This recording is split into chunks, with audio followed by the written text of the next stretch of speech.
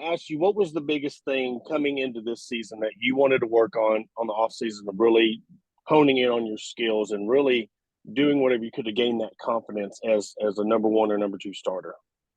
I really just it wasn't really much as a physical as it was a mental for me this past postseason. I did a lot of yoga. I trusted in the Lord a lot. I'm really big on faith, and then I really just worked on my confidence and believing in myself because throughout the years that was always the thing that hindered a lot. So And what has the impact of your teammates? I was asking Coach Steifel about what Coach Hughes said about taking risk and your teammates having your back. I mean, how big is that for you when keeping that confidence once you've maintained? I think just like them telling us that and us believing that, it will just let us not pitch fearfully. I think a lot of people in this game, they stop themselves from being their best self when they have the fear of failure. So if we're able to just like pitch 100% and freely, I think that will just like bring out the best in us. Last thing for me, I've really noticed that you've really been working on your off speed. It's really got a nasty bite to it. Just talk about what's went into that preparation and what did you see out there this weekend that was really making that effective? I think just like trusting it, no matter if it starts out bad. I think in my past I've shied away from it if it's not working right off the bat. So just still continuing to throwing it, just it will change the level. Just like the speed of the hitter, they don't know what to expect if it's just coming fast or just coming slow. So if you just like kind of trick them in the way that you just keep trusting it, it will come eventually. Because I mean, I've been throwing it for so long that I know how to throw it. It's just willing to like trust that it's gonna show up eventually. That's all I got. Thank you, ma'am. You're welcome. Eric, go ahead. So how close were you? Because I know you're from the area. This is like a Mhm. homecoming. What's that like for you to come back home here for a homecoming? It's so special. The fields that we're possibly playing on, are we starting on the first set of fields or the second set of fields? We're 8 and 9. Okay, The so only those are the game we backfields. have is against, I think, either Indiana or Louisiana. It's on field 1. Okay. Well, the second set of fields, because Eddie Seymour has like 4 sets in the front, in the middle there's 4 sets, and then in the back there's like 2 or 3.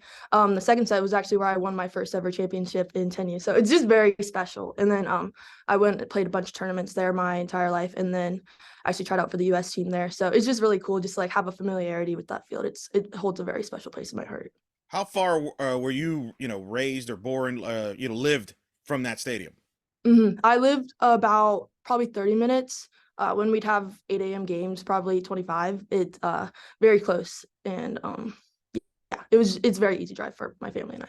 You took lessons from Casey Clark, who's like a legend Mhm. in that area. In fact, Yes. you could tell her about this. I sat next to her in your college debut while she was in Clearwater, and you were pitching over in another tournament. So, uh, what does she mean to you? Why? What was it about her that you went to her for lessons? So I started going to her when I was 11.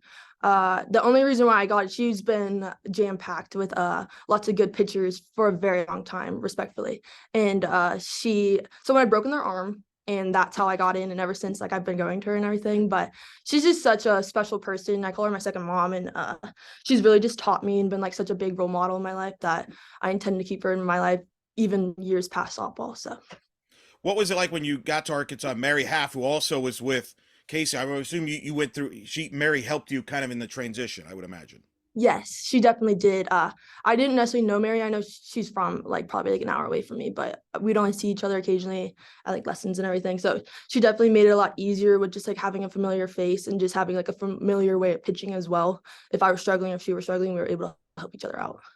How are you a different pitcher today than you were, say, a year ago? I'm a very different pitcher. Like I said, like a couple of times before, I mentally, I think the things I struggled with last year and my years past have built me into the pitcher I am. Just like being resilient and just like trusting. Because the past years, I didn't necessarily do that. Thank you. You're welcome. Ethan? Callie, so I'm sure that with a season opener, there's a lot of nerves that go into it, but how nice was it as a pitcher, getting the game one start to like see your offense put up a 5 spot in the first inning? Like, what does that do for your confidence out there whenever you have an offense like that? It definitely just lets me pitch more freely. and getting that game 1 start, I think it kind of just like ripped off the Band-Aid for like a new season and everything. So it was definitely a really cool feeling, and it's kind of like a just like let going feeling, which is really cool. And then just kind of what are your main takeaways from the team as a whole from last weekend? Maybe some things that you learned about y'all's team. We're a very strong and resilient team, and I think what really helps that is we really care about each other, and it shows out there when we're really working hard for each other. And then to like how coach said, to face a little bit of adversity in a couple innings, do you think that I know y'all coasted in like the first 2 games. Was it kind of good to get a little bit of that out there, a little bit of, situations where it had to see how you'd respond? Oh, for sure. I think especially in those games, it kind of like showed that we could get through them after we did get punched out a couple times. And going into this weekend, obviously they're a very good team, so it's not going to be such a like huge shock to us if it does it again. So, That's all I have. sweet. You got any final questions for Callie? What's the key to being successful at that Eddie Seymour Park as somebody who knows that stadium well? Well, we know it's very humid there, so it's very thick in the air. So for me, keeping the ball down and letting my infield and outfield work for me. I got one more if we got time. Yeah, go ahead, Porter. Callie, you were talking about really working on your off-speed pitch, and I know that on the offensive side, they've really kind of struggled with the off-speed. So how do you think that's really helped your offense? And really, if you're throwing off speed and they're very familiar with the changeups, how is that going to help them this season? I believe in like the more you see it, the better you're gonna get at it because you're exposed to it. So I think just throughout the season, me throwing to them nonstop when I was working on my process, but just keep on throwing it and them just keep seeing it. I think it's really gonna help them this year because I noticed it a lot this past weekend, especially with like Hangam. Like she loves that pitch, and I think without me and my other counterpart pitchers like us throwing that to her, it might have been a little bit more difficult because just like when we're doing when they hit off the machine or whatever, it's just different than like just seeing it off of a live arm. Yeah, and they didn't see a lot of it. I think the Louisville series where you played Louisville, they had one pitcher, and then of course Texas, and that's really the only time I've noticed that the other team was pitching a lot of off speed. So it's really going to be beneficial for them. Yes, definitely. Thank you. You're welcome. All right, thanks, Callie. You're welcome.